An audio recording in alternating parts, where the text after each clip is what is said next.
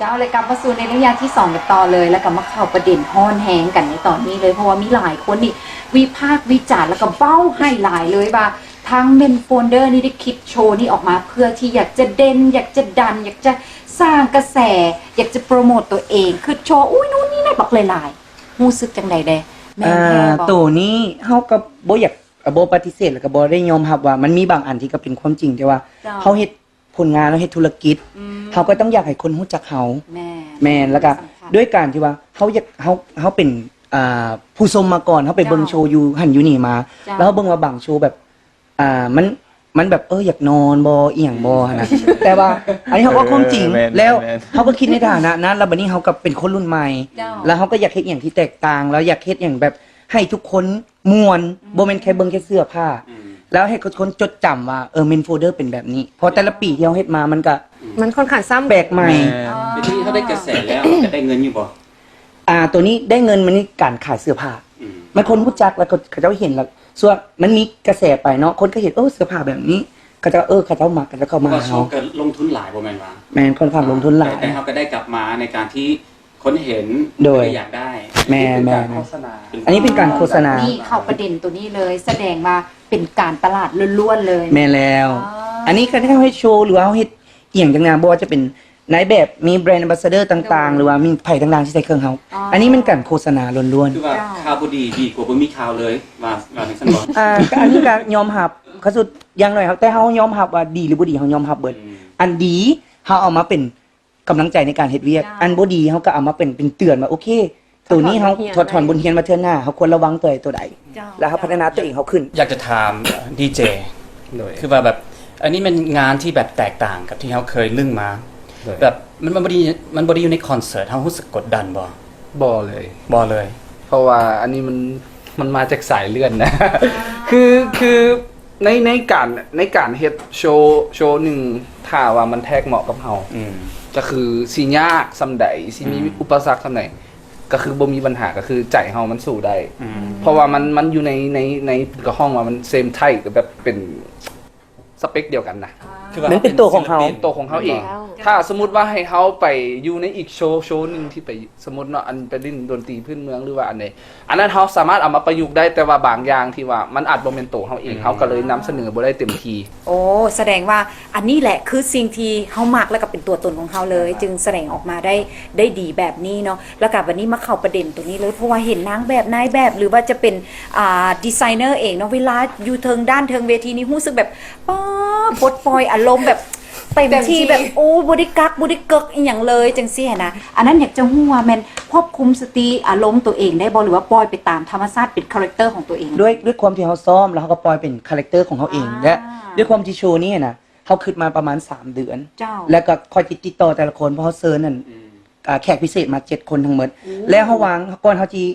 เฮ็ดเวียกนำไผเฮาวางคาแรคเตอร์ว่าผู้นี้เป็นแนวนี้เฮาจึงใส่ผู้นี้มาเฮ็ดเวียกอันนี้คือเป็นการละการเฮ็ดเวียกของส่วนตัวของเฮาแล้วก็ให้ดึงตัวของพระเจ้าเองออกหลายๆที่สุดแล้วก็มาผสมผสานกับความเป็นเมนโฟลเดอร์และด้วยโชว์นี้ก็คือแม่นมีการฝึกซ้อมแล้วอันนี้ขอบใจโค้ชที่ว่าทุ่มเทแต่ละคนทุ่มเทหมดเลยบ่จะซ้อม1 ถึง 1 อาทิตย์เต็มนะทุกคนทุ่มเทแล้วก็ก่อนจะวางคอนเซปต์นี้มาก็คือ3 เดือนคือว่ามาแหละแล้วเฮาแบบว่าตัวนี้มันเป็นทับอีเฮาคิดว่าเฮาเฮ็ดอีหยังอลังการมีปีกมีมงกุฎแต่ว่าเฮาคิดว่าสุดท้ายแล้วมันบ่แม่นตัวเฮาและอันนี้มันเป็นตัวเฮาที่สุดเฮาเป็นคนม่วนเฮาเป็นคนสมัยใหม่เฮาอยากให้คนสัมผัสได้กับโชว์ของเฮาแม่นแล้วเนาะหลังจากที่ว่าเฮาก็ได้ฟังทุกๆคนที่สำคัญทุกคนก็อยากจะแสดงออกมาให้ได้ดีที่สุดแล้วก็เป็นตัวเป็นเอกลักษณ์ของตนเองให้ดีที่สุดนั่นเองฉะนั้น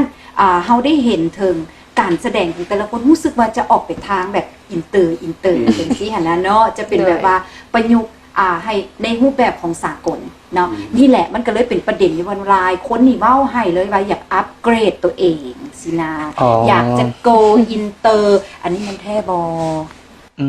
อันนี้ให้ไปตอบให้เขาตอบเลยดีไซเนอร์จ้ะเพราะว่าเป็นผลงานของดีไซเนอร์หมดเลยนี่ก็คือว่าแหละคำว่าอัปเกรดเฮาสิบ่ใช้คำนี้เฮาใช้การว่าพัฒนา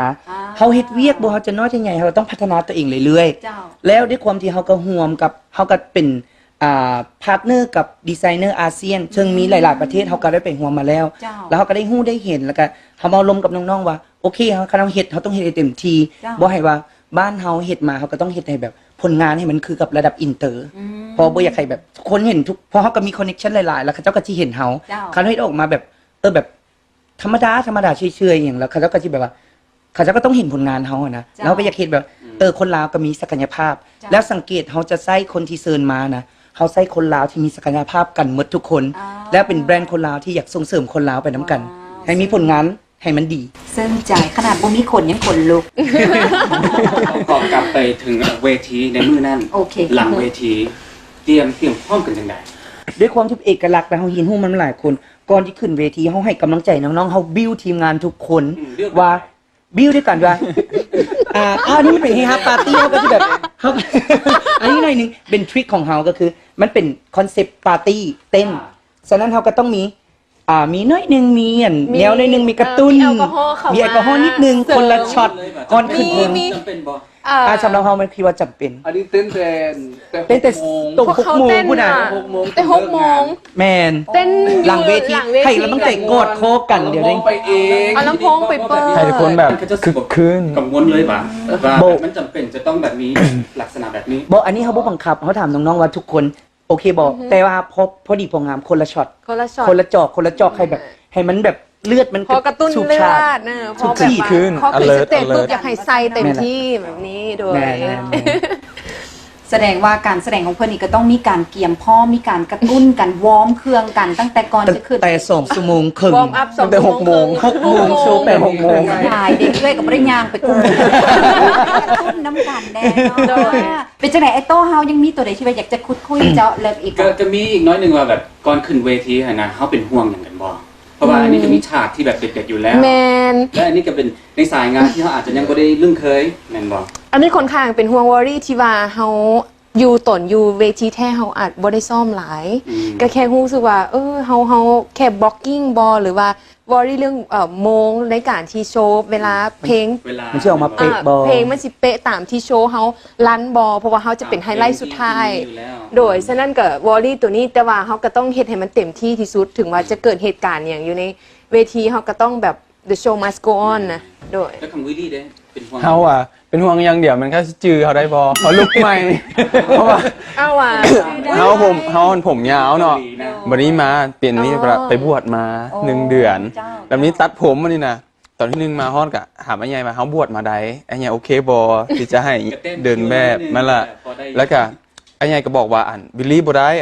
คันมาทรงผมมันล่อนโพสบ่ได้ต้องแบบขีดบอไปอย่างบอให้มันเบิ่งเท่เบิ่งอินเตอร์ขึ้นมา มีสไตล์ อย่างสิ บอกน้อง แล้วก็ บอกน้องไว้ว่ามักลูกนี้ ไอ้หนึ่งกับมาร์ค แล้วก็ กัน มักเห็นทับอิดก็ยังมัก แม่ ทับอิดเนี่ยด้วยความที่เราเป็นแบรนด์บัสเดอร์ของเฮาเนาะ เจ้า แล้วจังไหนมาโอเคบวชมาครับจังไหนกับยาเฮาต้องมีวิธีแก้ไขจังไหนเราต้องขึ้นให้ได้เสีย หากเขาซึกมาได้ สมเป็น ทิศเดียว อ๋อ